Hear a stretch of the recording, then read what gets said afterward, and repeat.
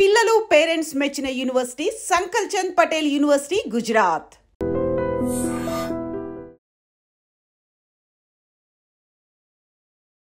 Breaking and దానికంటే heart breaking incident అని చెప్పొచ్చు. ఎందుకంటే ఈ సీన్ చూసిన తర్వాత ఎవరికైనా సరే బా అనకుండా మానరు. ఒక్కసారి ఈ విజువల్ చూడండి. అండ్ ఈ విజువల్ చూసిన తర్వాత అసలు మనం ఏం బతుకుతున్నాం, ఎట్లా బతుకుతున్నాం, పక్కనే మృత్యుని పెట్టుకొని బతుకుతున్నామా అనుకోకుండా మానరు. ఒక్కసారి మీరు ఈ ఇన్సిడెంట్కి సంబంధించిన వీడియో ఒక్కసారి చూడండి.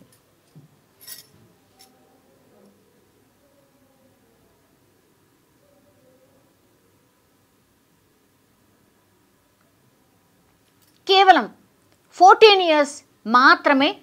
ఇక్కడ పడిపోయిన అబ్బాయికి కేవలం 14 years మాత్రమే.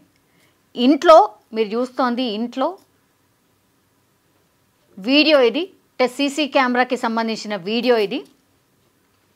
ఈ ఇద్దరు, ఈ ఎల్లో కలర్ టీషర్ట్ వేసుకున్నతను అండ్ ఆ బాబు ఇద్దరు కూడా షటిల్ బ్యాడ్మింటన్ ఆడుకుంటున్నారు ఇంట్లో.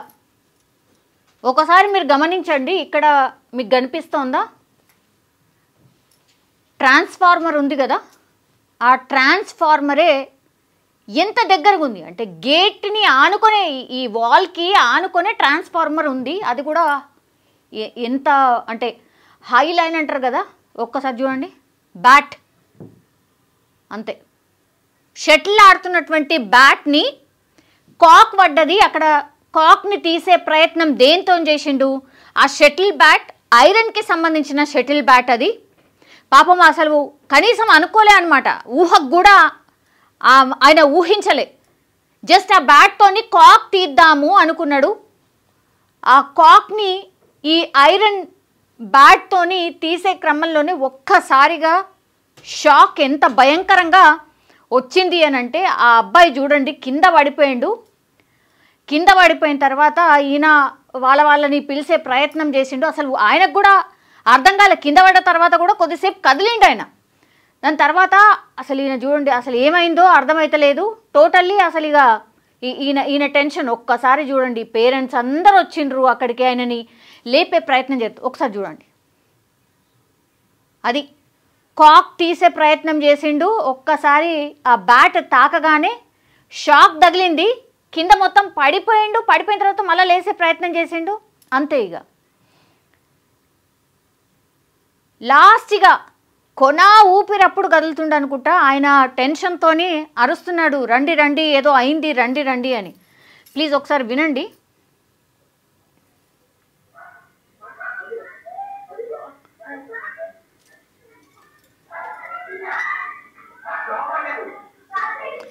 కేపీహెచ్బి పిఎస్ పరిధిలో వసంత్ నగర్లో జరిగింది. కేవలం 14 ఏళ్ళు మాత్రమే. విజయ్ కార్తిక్, ఆయన పేరు వచ్చేసి, బాబు పేరు వచ్చేసి విజయ్ కార్తిక్. షటిల్ ఆడుతున్నటువంటి క్రమంలోనే ఆ బ్యాట్ ఒక్కసారి ఇగో ఇక్కడ కనిపిస్తోంది కదా, ఆ ట్రాన్స్ఫర్ మీద అగో తీసే ప్రయత్నం చేసిండు, అంతే.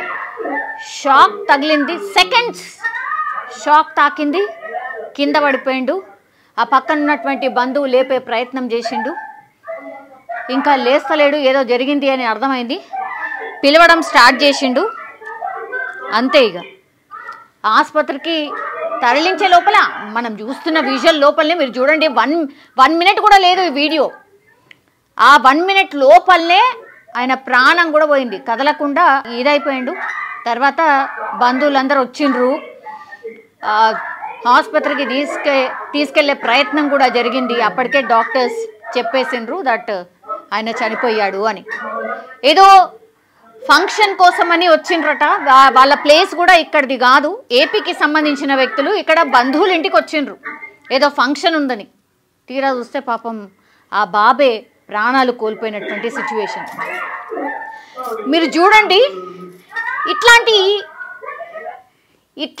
ఇట్లాంటి ట్రాన్స్ఫార్మర్లు ఎన్ని ఉండుంటాయి మన హైదరాబాద్లో, ఇట్లా ఎన్ని ఉండుంటాయి, ఇల్లుకి ఆనుకొని ఇల్లుకి దగ్గరగా ఎన్ని ఉండుంటాయి ఇట్లాంటివి. ఇవి ఎంత డేంజరసో ఇప్పుడు ఈ ఇన్సిడెంట్ మాట్లాడుతోంది. ఈ ఇన్సిడెంట్ చెప్తోంది ఇది ఎంత డేంజరస్. ఇట్లాంటి ట్రాన్స్ఫార్మర్లు ఇంటికి ఆనుకొని ఉండడం ఎంత డేంజరస్. ఇంకోటి వర్షాలు ఒకటి పడుతున్నాయి. విద్యుత్ షాక్లు తగులుతున్నాయి. వర్షాలు పడుతున్నాయి కాబట్టి మేబీ ఈ షాక్ తాకడానికి వన్ ఆఫ్ ద రీజన్ ఒకటి. అండ్ పాపం మా బాబుకు కూడా అవగాహన లేదు అనిపిస్తుంది. బికాస్ ఐరన్ దాంతోని మీరు ట్రాన్స్ఫార్మర్ మీద పడిన కాక్ని ఎట్లా తీయాలని అనుకున్నాడో ఇప్పటికీ కూడా నాకు అర్థం కావట్లేదు. అంటే కొన్ని చిన్న చిన్న కామన్ థింగ్స్ ఎవరైనా సరే మనం గుర్తుంచుకోవాలి ఆర్ మనకు స్ట్రైక్ కావాలి. ఐరన్ దాంతోని మనము విద్యుత్ వైర్లని విద్యుత్కి సంబంధించిన దాంతోని మనం అసలు ముట్టం. అంటే కాళ్ళకి చెప్పులు వేసుకుంటాం, అది కూడా పచ్చిగా ఉండొద్దు.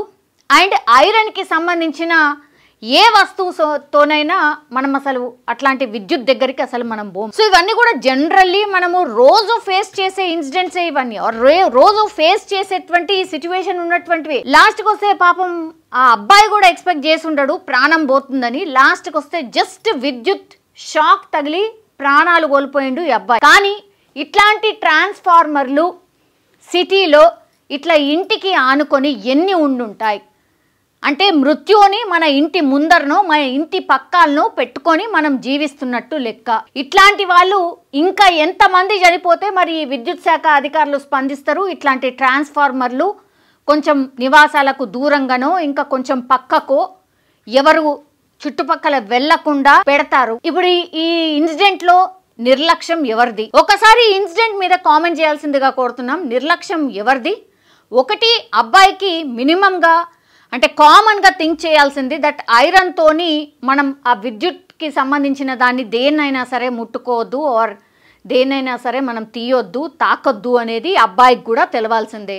అది తెలియలేదు. కానీ గేట్ పక్కనే ఈ కాంపౌండ్ వాల్కి ఆనుకొనే నివాస ప్రాంతాల దగ్గర ఇట్లా ట్రాన్స్ఫార్మర్ ఉండొచ్చా? సో ఇన్సిడెంట్ మీద మీ కామెంట్ ఏంటో తెలియజేయాల్సిందిగా కోరుతున్నాం.